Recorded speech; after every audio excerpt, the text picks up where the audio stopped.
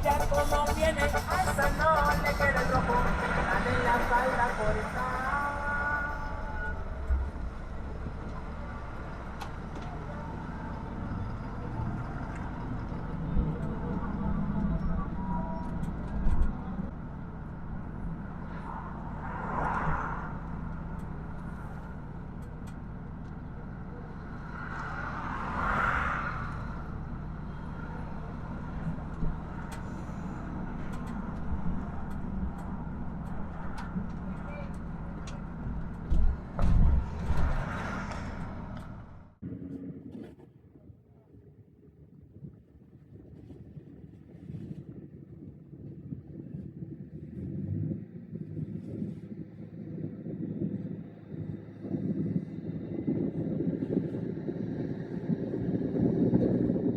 Since we were in southern Arizona, close to the Mexican border, we drove south to San Miguel De Allende in the state of Guanajuato to visit Canadian friends who live there. It's a 1,700-kilometer drive one way, and we did it in 4 days. We crossed the border at Agua Prieta, south of Bisbee, and we had no issues at the border. It's a 3-step process.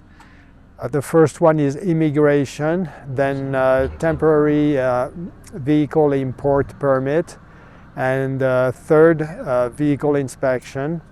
So you need your passport, vehicle registration, and insurance for Mexico. The Canadian and US insurance companies don't cover for travel in Mexico. The inspection was quick, and the whole process took about an hour. Once on the highway, we found that the lanes are narrow, and generally there is no shoulder, just a sharp drop-off. So you're either on the road or off the road.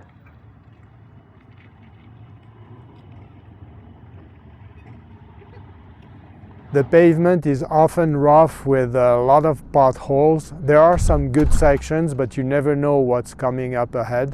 So it's both hands on the wheel and eyes on the road at all times. Mexicans tend to drive as far right as possible to allow for passing in areas where normally you wouldn't pass.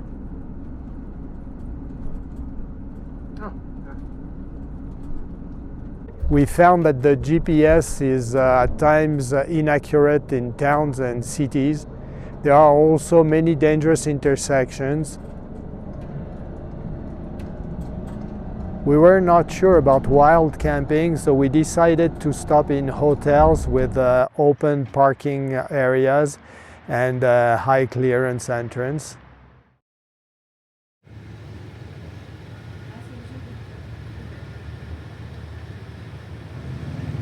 At an altitude of 1,910 meters, San Miguel de Allende is only 315 kilometers from Mexico City.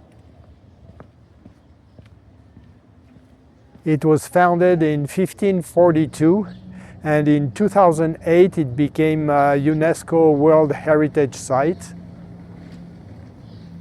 It is recognized as a world-class city for its gastronomy, friendliness, quality of service, beauty, architecture, and more.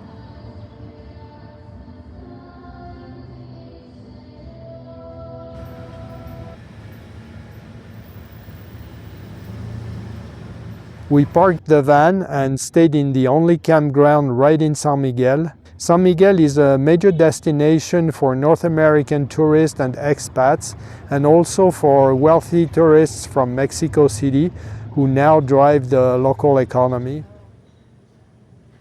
Life in San Miguel is exceptionally pleasant, but fairly expensive and not representative of the rest of Mexico.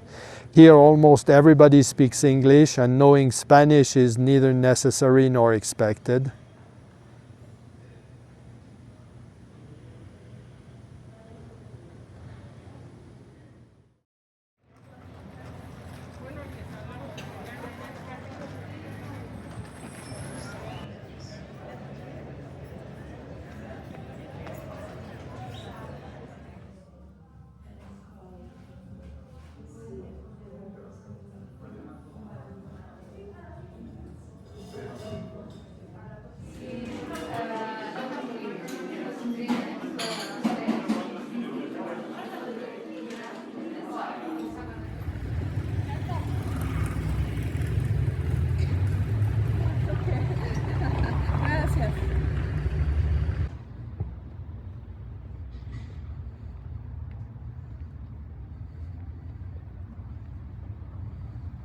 People in Mexico are easy to connect with. They're quite open, and we've had very good interactions with them. Y entonces, pero hay que traerlos a misa a la parroquia, ¿sí? Y para que ya ellos despierten y ya se les festeja en la noche su...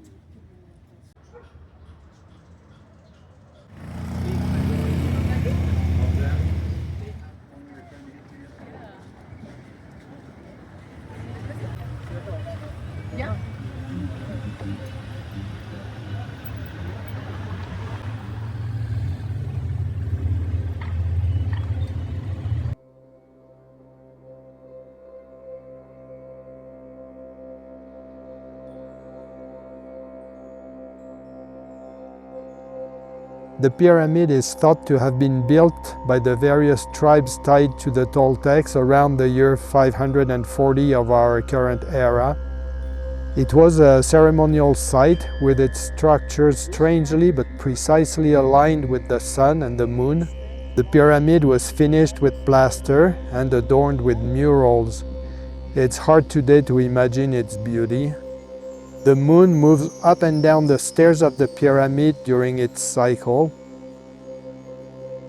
As with all other Mesoamerican pyramids, it was built without the use of wheels or beasts of burden.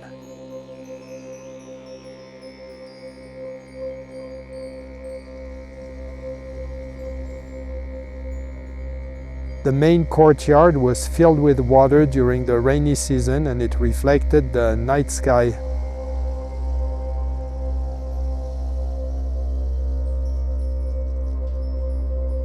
A circular structure faces the celestial north, where the stars spin around in a circle throughout the year.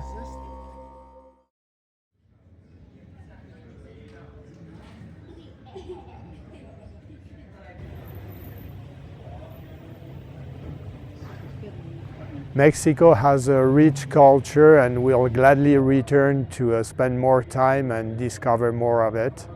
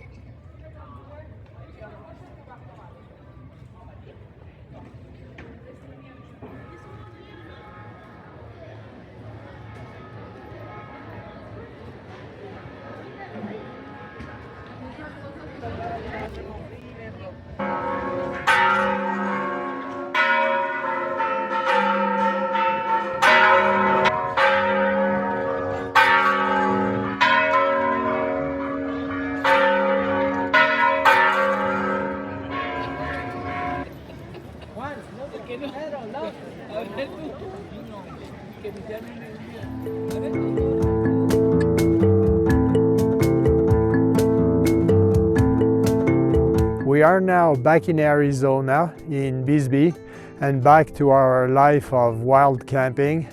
We'll stay put for a couple of days to rest from all the driving. We're happy to return to our routine and our home-cooked diet. Today for lunch we're making pasta with a mushroom and pesto sauce.